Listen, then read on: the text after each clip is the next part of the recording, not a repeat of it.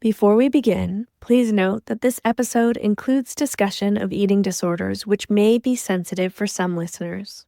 We invite you to take care of yourself and listen at your own pace. The information shared in this conversation is not a substitute for medical advice, diagnosis, or treatment. Please consult your healthcare provider before beginning any new health or wellness practices. And thank you for being here. Welcome. I'm Harmony Slater, your host of the Finding Harmony podcast. Over the past 20 years, I've taught thousands of yoga teachers and students to explore the intersection between ancient wisdom and modern everyday life, using mind-body practices to heal, awaken, and manifest their dreams from the inside out. This podcast is a sanctuary for those feeling overwhelmed by life's challenges. Are you ready to jump in and discover how these challenges aren't actually in the way, but are the way to finding harmony? Let's invite the magic back in. Hi, and welcome to the Finding Harmony podcast. Today, I'm meeting with my dear friend, Siobhan Fitzgerald, who is a lifestyle educator and yoga therapist. She combines breathwork or pranayama with Ayurvedic principles and yoga therapy. She's also an Ashtanga yoga teacher and practitioner, but she really is here to help people fill that inner void and manage with their struggles. She has healed her own childhood trauma using pranayama and yoga, and we're going to talk a little bit about how pranayama helped her even when the yoga asana wasn't quite doing the trick. She completed an intensive 3-year program at the Kavalyadam Institute in India with Sudhir Tiwari, who is the son of my main teacher in pranayama, Shri O.P. Tiwari, and she became one of the only UK certified teachers to be able to teach this lineage's methodology. So in today's conversation, you're in the right place if you're a woman who is concerned about perimenopause or experiencing some symptoms of menopause or perimenopause, or maybe you're just feeling like your hormones are off or you're having certain signs or signals in your body of maybe too much stress, because today we're going to explore the transformative benefits of traditional pranayama practices and how these ancient breathing techniques can support particularly women today in our conversation, but they can support everyone, men or women. But we're looking at hormonal shifts and changes and how these particular practices can help you reduce some of the negative effects that can come up in midlife. And so we're going to discuss how very specific breathwork or pranayama regimes can help to counteract some of these negative effects of stress on the body and help you balance the hormonal fluctuations, as well as provide you with a very sustainable approach to your well-being during life changes and transitions. Siobhan's approach isn't about a quick fix. It's about completely rewiring your nervous system for lasting contentment and resilience. And so if you're curious about how breath, something that we do every day, we're constantly breathing without even thinking about it, but how it is your most powerful tool for navigating changes within your mind and your body, and also directing these changes in a way for optimal health and healing and well-being, you're in the right place. We are going to find harmony today by using our breath. So, let's get into this conversation with Siobhan. I cannot wait to share it with you. Grab your notebook and your pen. You're going to want to take some notes, and you're probably going to want to sign up for my free masterclass on May 10th and May 11th to learn more about how pranayama can support you during life's transitions. Hi, and welcome to the Finding Harmony podcast. I'm so excited to have this conversation today because I am meeting with my dear friend, Siobhan Fitzgerald, who is in Scotland, but just got back from India. Hi, Siobhan. How are you? Hi, Harmony. Lovely to see you. Lovely to see you too. And you've been on our podcast before, so if people want to hear your story, they can dive into the archives. We can throw that link in the show notes. But today we're going to talk all about pranayama and the practice of pranayama, which you were just in India doing. How many days were you there doing a pranayama intensive? 2 weeks of 2 Anushthan, weeks. which is a good deep dive into it. For those listening, what does Anushtana mean? So it's deepening the learning process is probably the best way to do that. And you're doing that through actually immersing yourself into all the practices that encompass pranayama, kriyas, meditation, mantra. Yeah. And then there's a lot of time where we're questioning what's coming up for us and questioning the texts and the translation of the texts as well. So it's really authentic, traditional work that we're doing. Yeah. It's so powerful. The subtle practices are really the most powerful, aren't they? They are, absolutely. Yeah. Yeah. You know, most people come to yoga through asana and then they get really stuck in the asana, practicing so many asanas on the asana train, trying to advance in the asanas and then somehow become kind of pseudo contortionists or like gymnasts or wannabes or something in the process.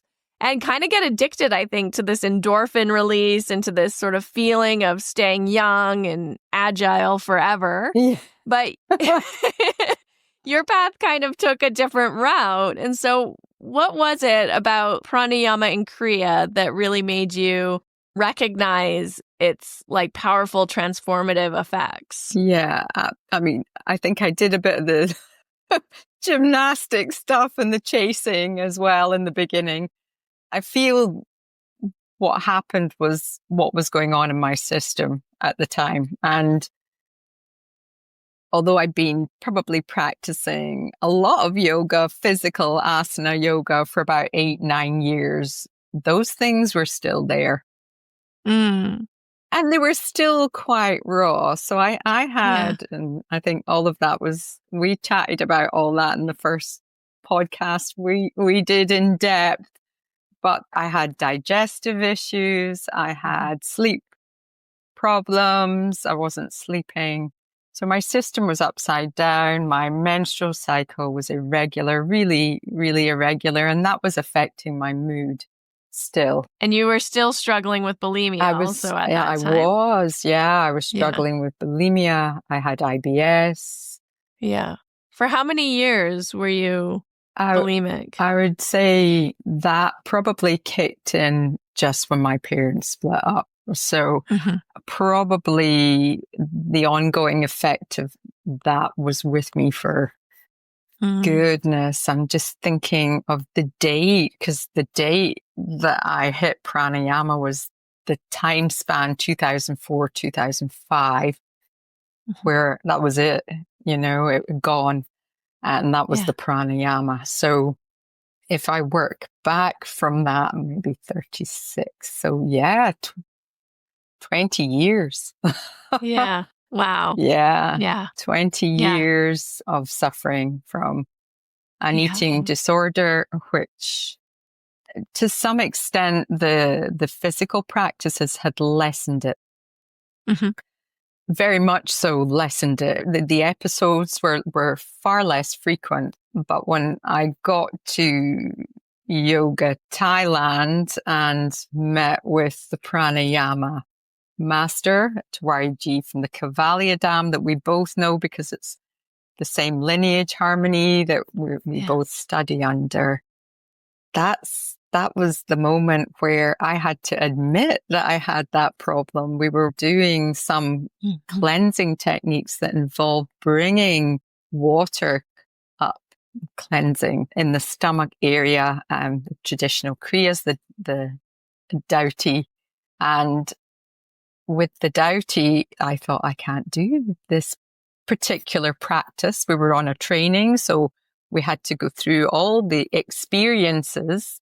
And we could do what we want when we went home, but as part of the training, these experiences. One of them was taking a lot of water in and cleansing. And I thought, I can't, this is going to trigger me. And in fact, it did the opposite. Yeah, that's really interesting. It's quite therapeutic because it's in a controlled kind of environment and it's Yes. intentional and it's not reactionary and it's Yes. not like you're trying to escape it. It's actually you're confronting something and doing it on purpose. Yeah. Also, your stomach's very empty, so it's a very different kind of process of Completely. we're talking about, the vomandauti, where you're drinking all the water, you're filling your stomach, you drink almost 2 liters You of drink almost warm salt water, salt right? water, right? Yeah. And then you throw it up again and it clears out the mucus, it Yes. clears your digestive tract, your gastrointestinal tract, or at least your gastral tract. That was right? fused together. Yeah. One of those things. It clears your stomach up to your throat. Yes. And so hyperacidity that's maybe sitting there and, you think that just comes from food, but it doesn't. If you're stressed, you create a lot more acid in the stomach as well. And that's left over, and so it stops your body having to process all that and work harder. You just get rid of it because we're all cleaning overnight. It's like the plaque on your teeth in the morning. It's the same idea. There's always something left over from that detox that we do overnight when we're healing. That's very interesting too, because I also know that this vomandauti is very good for clearing allergies. Yeah. Because it draws the mucus out of the body and that salt kind of brings it into the stomach lining and then you're getting rid of it. So it's rid of it. Yeah, it's good for allergies, for excess mucus. I mean, I have asthma, and so that was always suggested and recommended to me to do it regularly. It's a therapeutic that the Ayurvedic doctors will use as well to treat asthmatic conditions. And there's a massive difference, even from all of that, there's a massive difference in how that water is released again. And that agitates the chest. So it actually opens up the airways and all the little air sacs, little things called alveoli. They all open up as well. So there's more expansion in the chest from doing it that, I can breathe again, and then, the tapuses that it's burning away and taking away that mucus that you're talking about, that drawing it out and removing it. And we're lighter. Yeah. So much lighter. You feel so much lighter and so much clearer. And for Vata, it's great for pain as well. It helps to remove pain. And you think just a little thing like that, one little practice that takes, what does it take me? 5 minutes to do? Less than 15 minutes for sure. I've timed it. Depending how quick you are. Yeah, incredible. And I'm just back from India, so I was doing it every day, as we do, because they have a dedicated almost like a medical team looking over you and guiding you. And they have a dedicated station in at the Institute for everybody, and everybody lines up. We've all got our little station that we work from to do this kriya work before we do our pranayama. Amazing. Yeah. It's so interesting. So these kriyas, I think, they're not talked about so much, or like on, I don't know, mainstream yoga channels, I'll just say. But they're really, really powerful. And like you're saying, have so many therapeutic benefits for the body, for the mind. And there's a couple things that I want to talk to you about. We've never talked about this because I also was bulimic. And I've always thought it's so interesting how this sort of psychosomatic release that happens, like you're saying, like creating this space, opening up the airways, clearing out, feeling like maybe even an endorphin release after the process. Yeah. I find it interesting because I truly believe the body, like our bodies, our whole system, our energy bodies, our mind, everything is trying to help us. Like it's trying to create homeostasis and help us. Even 100%. Even if we're doing unhealthy or like maybe disordered things, it's not because we're trying to harm ourselves. It's because we're trying to actually create healing and homeostasis. Yeah. And I'm curious if you ever thought about that. Like, what was it about this particular practice of the Tao Te and, intentionally bringing the water in and bringing it up? And then I think you were also eating khichdi, like on a khichdi cleanse or a khichdi diet, which is the mung beans and the rice mixed together for that week. That's right. So easily digestible food. What was it about that? Do you think that like maybe helped you transform this pattern in your way of dealing with stress in your life into something that became very therapeutic and actually healed that disordered pattern? Have you ever thought about that? I've thought about it. Yeah, yeah. I mean, it's part of, Swami Kavalayananda that wrote this book back in 1913, I think. Long time back. Long time back, and describing how the body has an innate ability to heal itself. But what you talk about is all these blockages, and they're emotional blockages as well. And I think I realized that very, very much that these deep practices that we do through the Kriya work, they're really tapping into deep nerve plexus roots in our body that sit over the chakras. And the science says that, now that I've done so much work at the Kavalya Dam and been with a lot of the teachers and the Ayurvedic doctors there, you learn so much from them. You're like, so this one surgeon says, I'm operating every day, and these chakras are actually representing the nerve plexuses into the body. And there's been so many psychologists that have written books like The Body Keeps the Score, Bessel van der Kolk. It's an incredible book. And the body does keep the score, and if there's trauma in the body, that way of releasing it is incredible, emotionally, it's incredible. And I think, that's what did it. That and the food, the diet being switched, it actually gave my body, probably for the first time in my life, the right nourishment, because the khichdi that you're talking about, Harmony, that's so high in protein, and good fat as well. The ghee is so good for the nervous system. I probably hadn't experienced that before over a period of time where it was consistent. I wasn't having it every couple of weeks. I was having it every day. I wasn't even allowed raw food. I wasn't allowed salad. Once they found out that I was really struggling with bulimia, they just said, no, you're only allowed 2 foods. And they are khichdi and rice milk.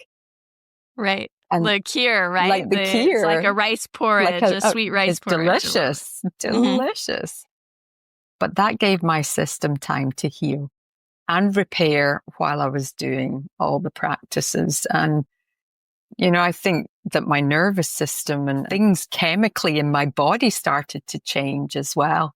And they say that with the pranayama even, it's doing these breathing practices changes the blood chemistry. And maybe just all that stress that I was holding on to had my body and my blood chemistry really acidic, my stomach really acidic. And then I was holding on. I know I was holding on to a lot of emotional pain and trauma. It was like getting a spade and just digging out the stuff that I was holding on to, that the body was keeping the score with, and just, and they say that about pranayama, that it's the only practice that can hit every part of the vagus nerve as it travels through the body. It taps into all those pathways, and, you can feel good and get an endorphin rush from exercise, but you never feel what you feel from doing these deeper breathing practices. And the kriyas help because they just offload a lot of that blockage in the system, that the blockages in the nerve pathways, and even the invisible energy pathways, the nadis, they get cleansed. Everything gets cleansed. And we offload, then we get rid of that burden that we're carrying, wherever it's come from, because it comes from, what your teacher told you mental, about emotional. you, what you're picking up, what your family put label on you, And then you realize more and more, and even today I'm still, oh, this is who I am. Actually, this is who I am, Actually, I quite like who I am. From the teacher that said, you'll never be anything. Yeah. I mean, we pick up all these beliefs at a very young age before we're consciously aware of what's true, what's not true, like you're saying, from people in our lives, our surroundings, our parents, mental, emotional kind of patterning. Yeah. And then even I think, we have this ancestral patterning too, that I think we're just barely brushing the surface of in science, of the trauma responses or trauma that carries through the generations. Yeah. And I think what you're saying here too is doing some of these deeper cleansing practices, these kriyas. It's like a somatic release in a way, but it's also very much pulling and changing our bodies from the inside out in a very deeper kind of way. And also not just our bodies, but our energy bodies too. And that's kind of interesting. Can you talk more about like how cleaning our digestive system would affect our energy body or our nadis?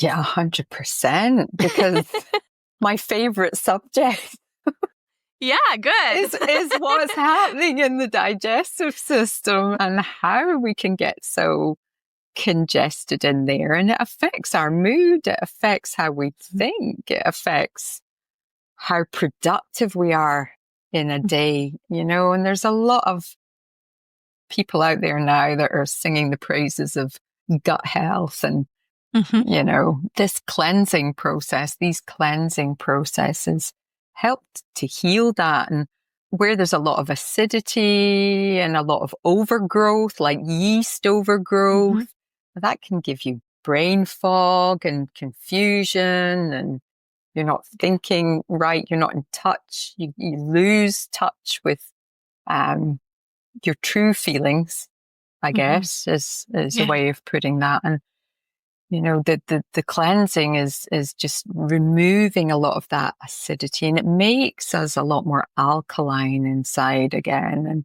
and balances that pH system. And when we're balanced, we heal. So whatever is in the gut and whatever is in the stomach starts to repair and heal. And it's gradual. I think that's the thing as well. You need the consistency because it's so gradual. It's just happening on quite a subtle level, but you could go a month and look back and go another month and look back and know that there's a change happening and know that you're feeling a change. But the good bacteria is then going to be allowed to thrive. I just want to tap into this blood chemistry thing, because from what you're saying also is that the pranayama itself is changing your blood chemistry. It's actually making you more alkaline, which is giving your body the opportunity to heal and find that optimal health or optimal kind of homeostasis or functioning, right? Yeah. And the more that you practice, the more alkaline, the more balanced the system gets, and it's like stages. So the first stage is that your heart rate comes down and your pulse rate comes down, and you start thinking, oh, I feel calmer. This is nice. And then after that, it's physiological. So the second stage of being consistent is the physiological changes. And the thing about the kriyas is I don't think, unless you're immersed in traditional practices with an institute or a lineage that have been, looking at, experimenting with, giving you the correct way to do things, people don't know enough about it. And in a lot of teacher trainings, it's just skimmed and maybe they're talked about, but not really. Nobody's ever really done them, or very few people have actually done them, unless you've been in a lineage with a teacher or tradition that And in that, as where you you have done say, it. you're given the time, the space, the condition, Yeah. and you've got someone observing you as well. So Yeah. you know, going into that space and doing those practices really, really helps to, you know, to work at that deeper level. So, yeah. Once your subtle, your physical body's feeling like a little bit more balanced, and then your subtle body also starts to mirror, I would say, and maybe the harmonize. So, yeah. so vibrationally things are starting to regulate as well. And then, because I digressed a little there, you know, that second stage is physiological. So if there's pain in the joints, you know, there's congestion in the tissues, that starts clearing up. You know, so that's really the second stage. And then the third stage is the whole limbic system starts. So you know, you're talking about your endocrine system regulating and your sleep cycles and digestive cycles and all those other chemicals that are floating about in your bloodstream from organ to gland are communicating better. And so then there's an you know, and I get it every day. I've got the because I do, you know, I'm consistent and have been consistent for such a long time. So this is my other question, because not just the kriyas, but most people don't really know what to do for pranayama. And there's kind of a difference between just doing alternate nostril breathing or in the, you know, Ashtanga lineage, people would do like a Chandrabhedana and then a Suryabhedana, which they call alternate nostril breathing, but is actually not alternate nostril breathing. But like in our lineage of the Kavalyadam, they use prescriptive pranayama. So it really combines Ayurveda and the principles of Ayurveda and is unique to the individual. Can you talk a little bit about why maybe prescriptive pranayama or this lineage of pranayama as taught by the Kavalyadam is so effective as compared to just giving everyone sort of a blanketed, okay, we're all going to do alternate nostril breathing now? Like, what's the difference there? 100%. So first of all, the beautiful thing about the lineage is that they've actually looked at all these texts where pranayama has been mentioned. So we'll stick with pranayama. The pranayama itself from lots of different texts, like the Hatha Pradikapa, Garanda Samhita, plenty of texts that have mentioned pranayama, much more so actually than asana pranayamas are mentioned.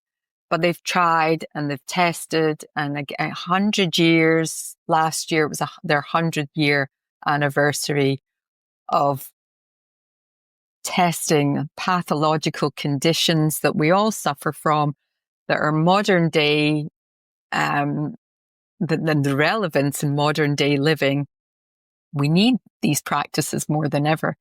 But being prescriptive is actually looking at the Ayurvedic system. So it's saying, well, this person's energy and body and makeup and conditions and the things that we're predisposed to having, to picking up.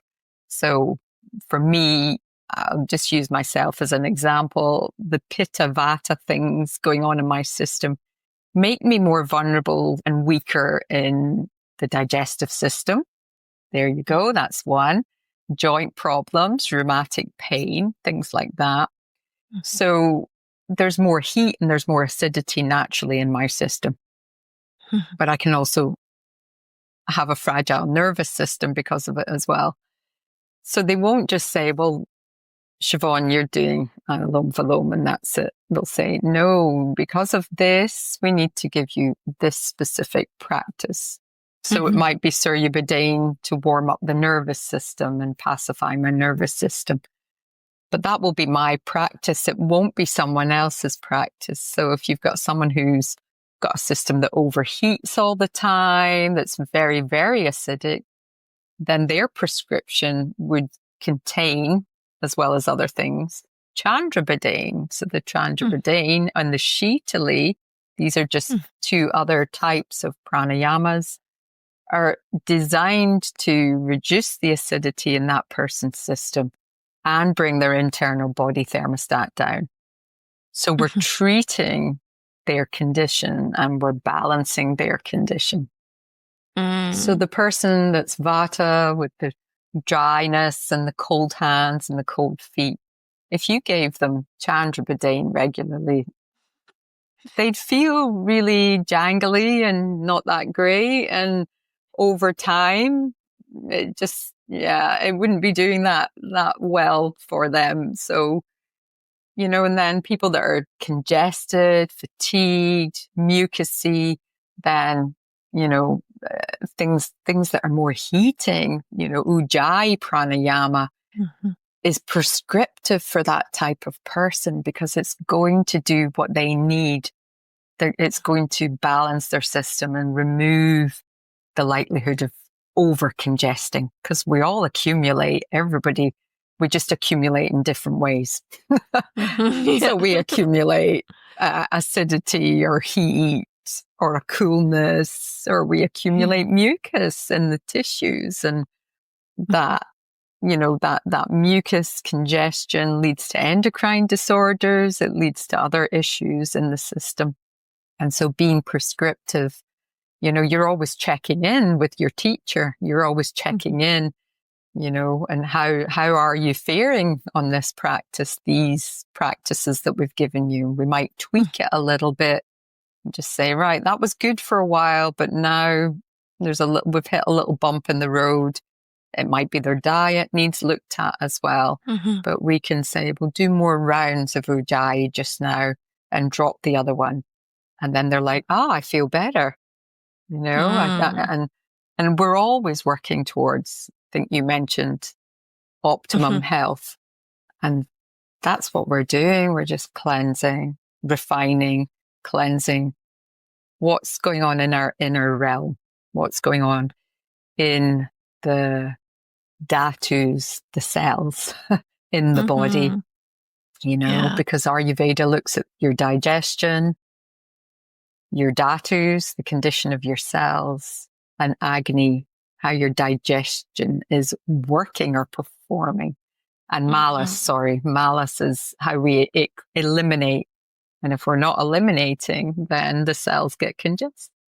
And if we're not digesting properly, then the cells get congested. And then we get blockages. And then we get sick.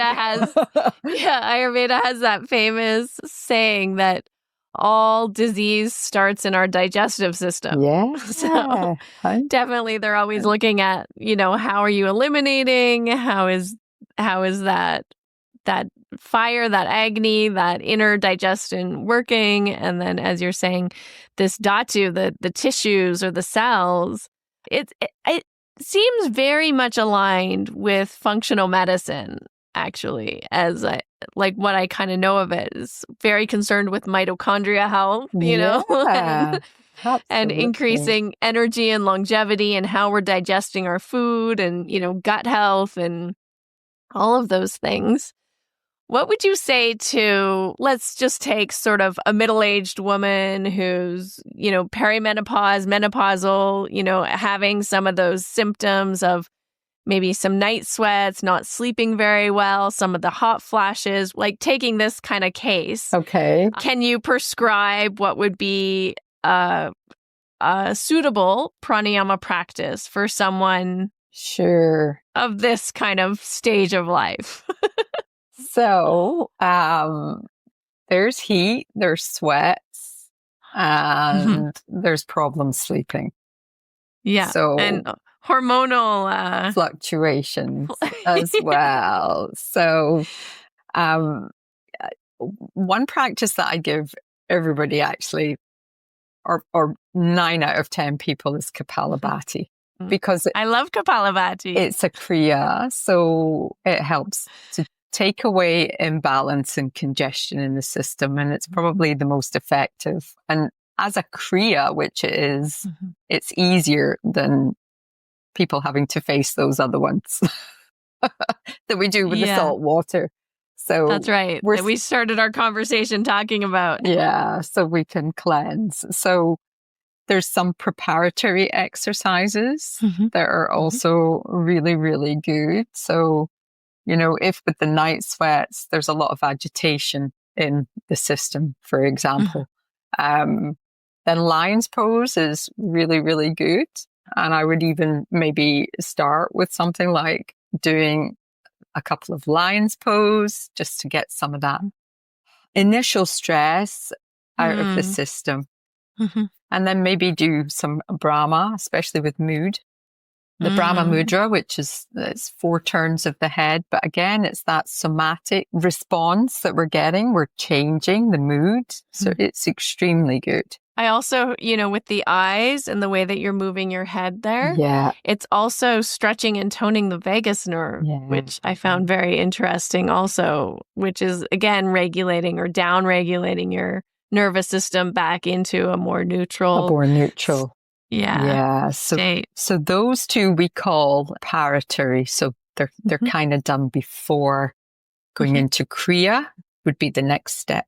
And then the step after that would be your prescriptive practices. So we're going to do Kapalabhati. We're going to do some Kapalabhati after this. With fast breathing, pumping of the lower abdomen to help us regulate and balance the endocrine system a little bit more. They could very well fare on Anulom Vilom, which is great because what tends to happen is the heart rate tends to go up a little bit as well. And Anulom Vilom is perfect for lowering the heart rate. It's been proven to lower the heart rate. Moreover, balancing the nadis, balancing the left and the right channels.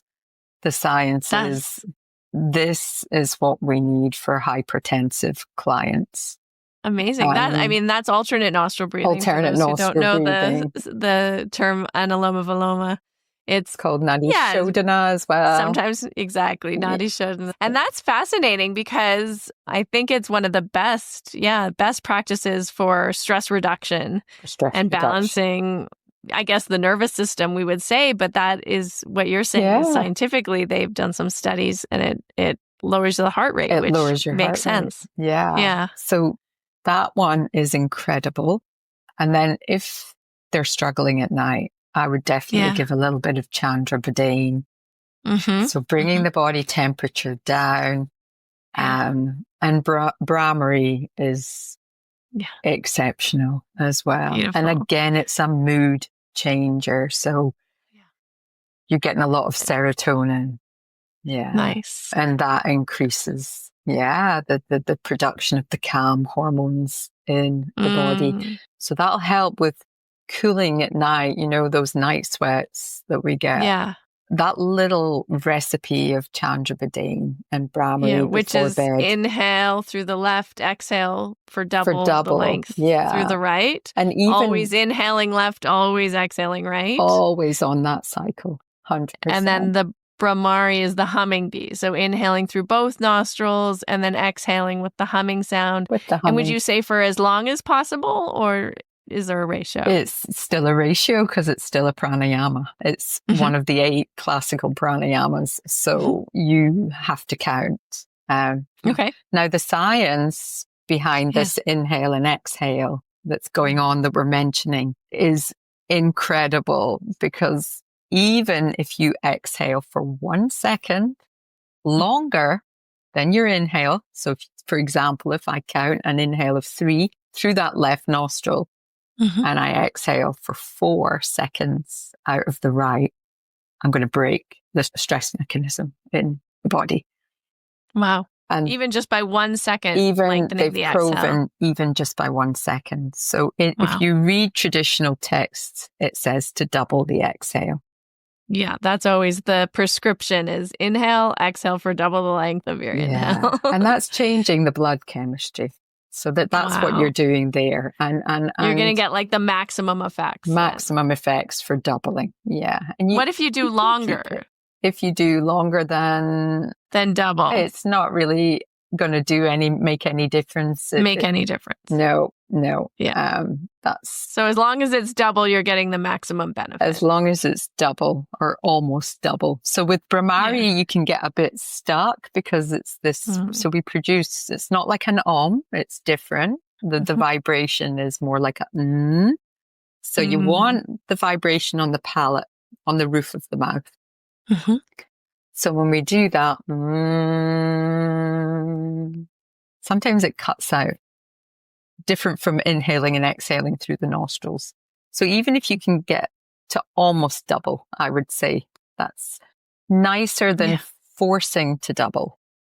Yeah. Because you think you should, or because you think you have to, but just still being very aware of the count, the inhale. So counting 2, 3. Right. Okay. I'll try and exhale for 6, but if I don't quite get there, I'm not going to beat myself up.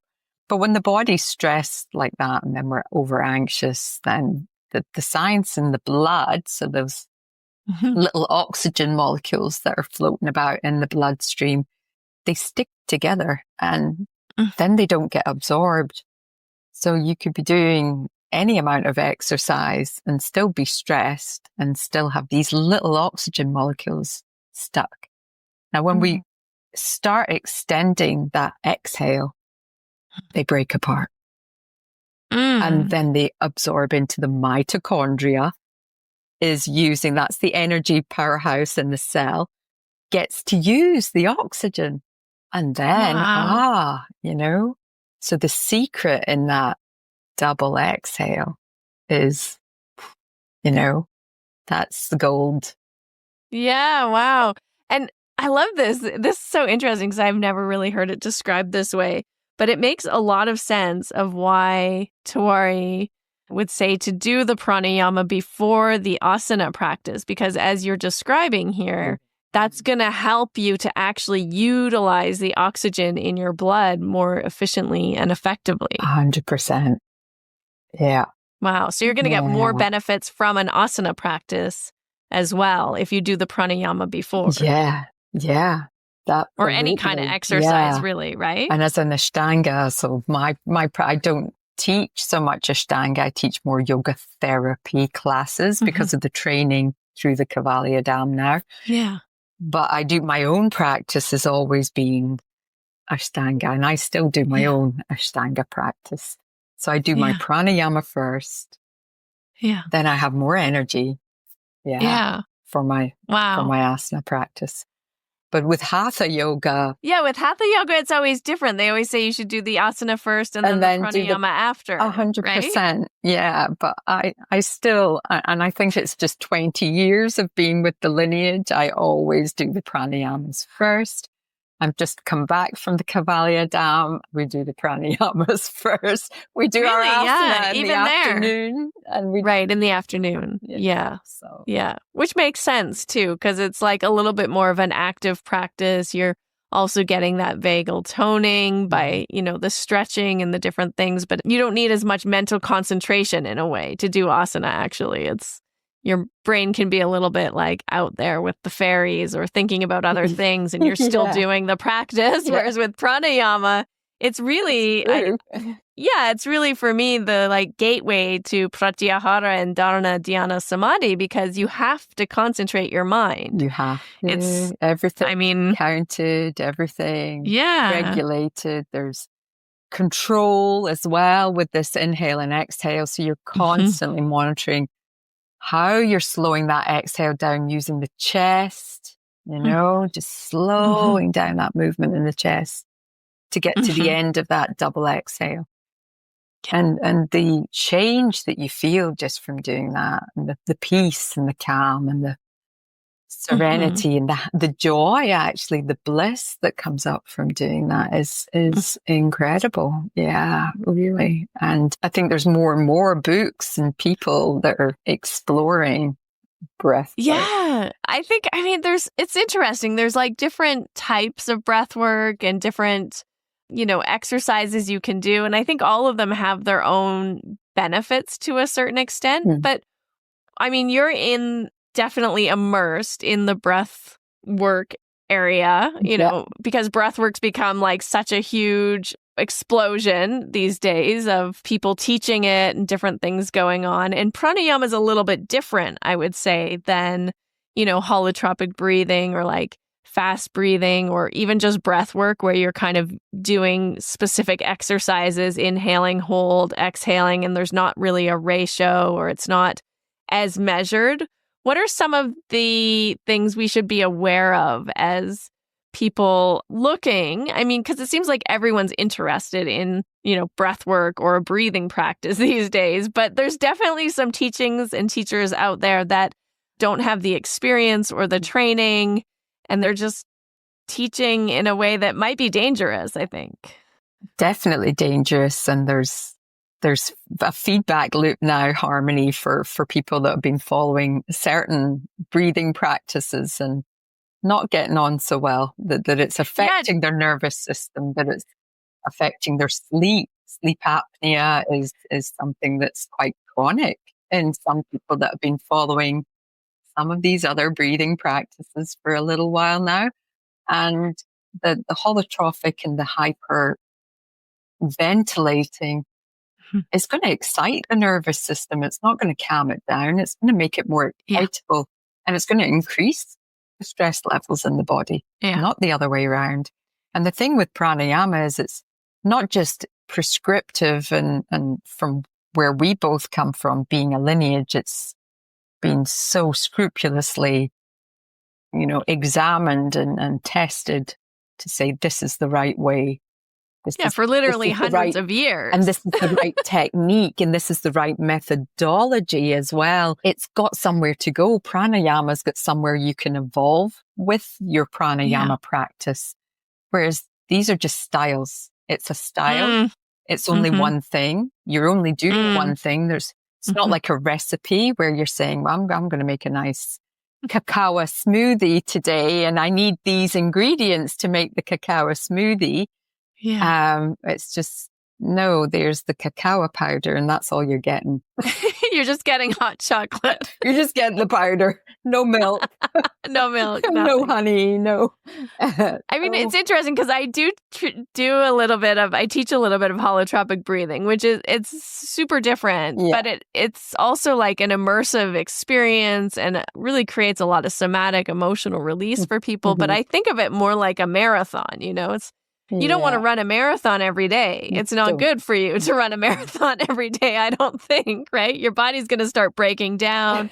Things are going to start going like a little wrong. You're right. You're pushing yourself like that every day. It's more of something you do every once in a while, and then you're training and doing more regulatory practices, more things that are helping you to regulate and build that strength in the nervous system so that then when you do a marathon, it's not like blowing out your nervous system. Exactly. Yeah. And like you say, you're using it because it's serving a purpose at that time. It's going to do something, but it's only going to do it for that short period of time. Exactly. And if someone's carrying on with that same thing, like you said, that's a really good way of putting it. Running a marathon every day, not good for you. It's not going to help you. It's going to deplete you and eventually break you down. And I think that's the lovely thing about the pranayama is it's nurturing the body in a way that's making it more oxygenated, more alkaline, more able to heal, more able to regulate, and an incredible calm. That's why I do what I do. It's just been there all those years since I first started, it's just every year it evolves in me and, pranayama goes into pratyahara. And so, when we start retaining the breath and we get that incredible shift again, if we take our time. I think that's another thing. I mean, I want to go back to what we need to be careful of, and then we'll talk about taking our time. Yeah. What should we watch out for? Like, if I don't know anything about breathing or breath work or pranayama, and I'm just like, oh, I want to learn more, I want to learn from someone, who should I look for and what should I look out for? Well, you need someone who's doing the practice. You need to learn from someone who's had the experience, who's coming from a reliable background when it comes to pranayama and not just other styles of breathing practices. But even with those, like you're saying, I mean, there's a lot of trainings that are like weekend trainings, and then people come out and they're like, yeah, I'm a breathwork facilitator. And they might have learned about the diaphragm and CO2 and O2, but I don't know how much can you really take in a weekend or even in a year? Like if you've been doing breathwork for a year, I don't know. Are you really qualified to? No, I mean, I've been doing yoga for 28 years and I still don't feel like I'm qualified. It's just incredible. I think it's important. The best idea really is to go to source, you know? Yeah. Or at least someone who's had a practice for like a good decade and is immersed in the teachings and 100%. can tell you about the effects of some of these pranayama practices. And I would be asking that as someone who's never done breathing practices before, that wants to be in a place where, I want something that's going to be more prescriptive for me, for my health, for my well-being, for whatever's going on in my system. We need to start somewhere, and with someone who's, a decade that's hardly anything, So I would definitely ask where they've studied, how long they've been studying for, are they practicing? And usually you can pick up from people's energy as well, and very quickly, and how you feel. If you've been given some practices and you don't feel right, or all of a sudden you're not sleeping, or your digestive system's off, or, you're like, that was tough, but actually I feel good from it, is different from, very different, like learning Kapalabhati for the first time can be quite challenging. It's hard. It takes a lot of concentration, and it's difficult to get a hold of where you're supposed to be pumping from and how to isolate the upper abdomen from the lower abdomen and all of those things, for sure. It can be. Yeah, it takes concentration. It takes concentration. In a different kind of way than you might be used to concentrating. 100%. Yeah. But that's different than like maybe being prescribed a practice of inhaling, say, through your right nostril and holding for the 4 times the length of, and then exhaling for the same length as you're inhaling for, which, the inhale and the exhale being even isn't really giving you that nervous system regulation as you've spoken about. Yeah. And also, if I'm already pitta imbalanced and I have a lot of heat and acidity in my body, and now I'm doing a lot of Surya Vedana with long retentions, I mean, what might that do to my nervous system? And it increases the acidity. Surya Vedana, Surya Vedana is always followed by a second practice which alkalines the system again, sheetily. Yeah. And so someone might not know that. And then you might just be doing Surya Vedana and increasing the heat and increasing the acidity and get more agitated from the practice. So now I'm irritable and I'm yelling at my kids and I'm feeling from like doing pranayama. frustrated and I'm redlining all the time. I'm at a 10. Yeah. and I'm like yelling at traffic. And I'm like getting acne because I have so much heat and acidity in my body. Right? I mean, if you're not like taking care of doing a practice that's right for you, it seems like it could definitely go wrong. Definitely. And even with things like Kapalabhati, when the first person that taught me Kapalabhati taught me it wrong, and I was overworking my diaphragm and it was super tight and I was not feeling great from it. And the minute I started correcting that and doing it with the right, method, it was a game changer, So you have to be so careful who's teaching it, who's teaching you and how they're teaching you and what they're giving you. And I think a lot of the thing about classes is we're maybe given one breathwork practice Mhm. and that's it. And then we go away and we think, oh, I'm going to keep doing that. And it could be they're continuing at home with Surya Boudin. they're the pitta and and it's just, Yeah. but it's just the one practice, and they haven't understood that actually maybe they need something before that and after it to make it, going back to the mocha, the The mocha. milkshake, to make the As opposed to milkshake. just chocolate powder. Chocolate powder. I think that's like such a unique thing in this lineage. And I don't really see it actually in any other type of lineage. And that's what always really, I felt like the Kavalyadam lineage and the way that Twariji and Sudhir and the whole institute teaches the pranayama, they've gone so deep into understanding the effects of these breathing practices on the body on different bodies and on different conditions. And every other type of breath work or pranayama program I've been introduced to really isn't prescriptive. It's not for the individual, and it's not really taught in relation to the doshas or in relation to the Ayurvedic system and how to balance different disorders that are coming up. It's not really using the breath in a therapeutic way. Yeah. I think it's so unique and different. And what you're saying is also really like finding a teacher, a program, a course, or like being in an environment with someone who really understands what these different practices are doing is going to be really, really helpful for you as a student or someone learning. Yeah, that's true. Very, very true. I think with the Kavalyadam, because they've got all the Ayurvedic Institute behind them as well. Yeah. That's the magic, isn't it? That they've got those two things together. Yeah. And, and the pranayama and the yoga therapy all come under the Ayurvedic umbrella rather than the other way around. So, they're all exactly prescriptive areas that are very individualized for each of us because we're unique. We're so different in our makeup from one person to the next. It's so important that that's understood when it comes to breathing. I think that's really the key thing that we need to experience change and experience balance.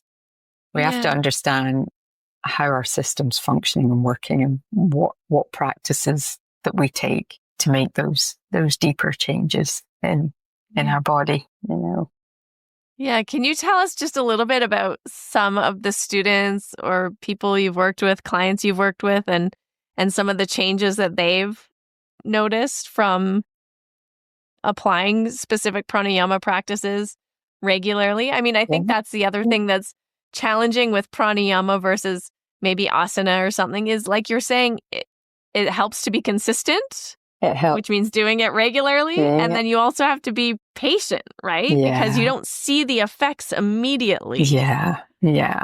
I mean, it does. It's a very, very gradual thing. But I mean, a whole host of things that have fallen away from people, that I've had. So I've been treating a young lad recently, 21-year-old boy who had chronic acne, it was, and within a month, even you could see how much it had healed up, how much calmer he was. And the way he was, the first breath he took with me was, he couldn't even do a smooth breath. Oh, wow. And now he's sitting there, he's breathing. And what prescription did you give him for chronic acne? I'm only asking for a friend who might be my son. Well, he's definitely doing Shitali for all that acidity in his system. Yeah, he's doing his Kapalabhati. He's doing some Chandra Boudin as well. Okay. So much pitta there with the acne. So much pitta there with the acne, and a little bit of alternate nostril breathing as well. Beautiful. But you don't have to do long sittings for it to be effective either. I think his practices, he's doing 20 minutes a day, and he's so enthusiastic. He's actually doing 20 minutes in the evening sometimes as well. And Yeah, he feels, amazing. and his facial features as he walks in for a session, he looks happier, he looks calmer. Wow. He's not so fraught looking and agitated. His body's starting to relax. He's doing some asana with me as well, but that's huge. I had a girl that was bulimic. She's now really doing really, really good. I went to her house to work with her with the kriyas and things, and she's doing great now. And yeah, I've had people with rashes. I've had people with hiatus hernia. What would you do for a hernia, for a hiatus hernia? Well, ironically, the Uddiyana Bandha. Bandha and those practices really, really helped her. Russell healed his hernia with Uddiyana Bandha. Yeah, well, there you go. So did she. I was just curious. And her asthma's gone. And she was one of my students last year. And she came to the Kavalia Dam with me. Oh, wow. Yeah.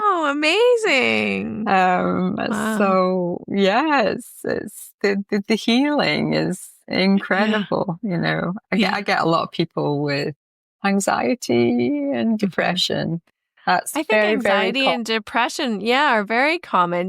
Would you treat those differently? Because I know that anxiety and depression are actually kind of the same disorder, just on different sides of the spectrum. On different sides of the spectrum. Yeah, completely. But from like an Ayurvedic or Pranayama point of view, would you treat them differently? Or would you treat them differently? Yeah. The depression is more about waking the system up again and getting rid of that low feeling.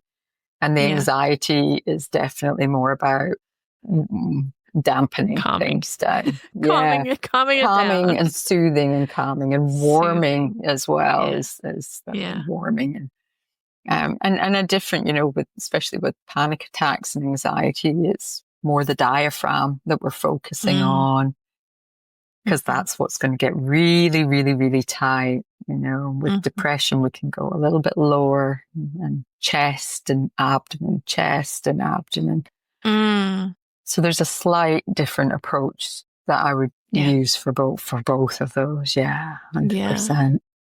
Yeah, so amazing. You have a book coming out, and maybe it's even already out because it's going to be out soon. So maybe by the time this episode is released, it's coming out. It's called The Breath Code. Breath Code, yeah. And I'm so excited for this book. I'm definitely going to be asking for an autographed copy. Amazing. And I'll do that when I see you in Scotland in October, Harmony. Yes, and I'll be coming to your school in October, definitely. And we'll be doing it all over again. The pranayama, the asana, the workshops and everything. Amazing. So so if people are excited about that, they can talk to you or me about how to sign up, and also find your book on Amazon. And Breath Code. Can they order it direct from you too, or just Amazon and other Amazon? places? It will be an ebook and paperback, and then following up, I'll be recording the Audible version myself.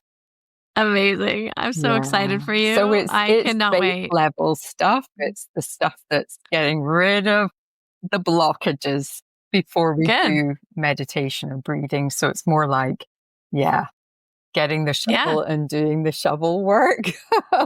Yeah, but that clears, like you're saying, it clears your physical body, it clears your energy body, 100%. It activates the chakras areas too, and gets them working better, right? Bits that we're missing. That's that big chunk that we often miss. And that's why I've written the book, and just how incredibly it's changed my life, Yeah. And I saw the manuscript. It's amazing. Yeah. Fantastic. One question before you go. So this is another thing. I often, Patabi Joyce used to say, if you're practicing Ashtanga yoga, you don't need to do the kriyas.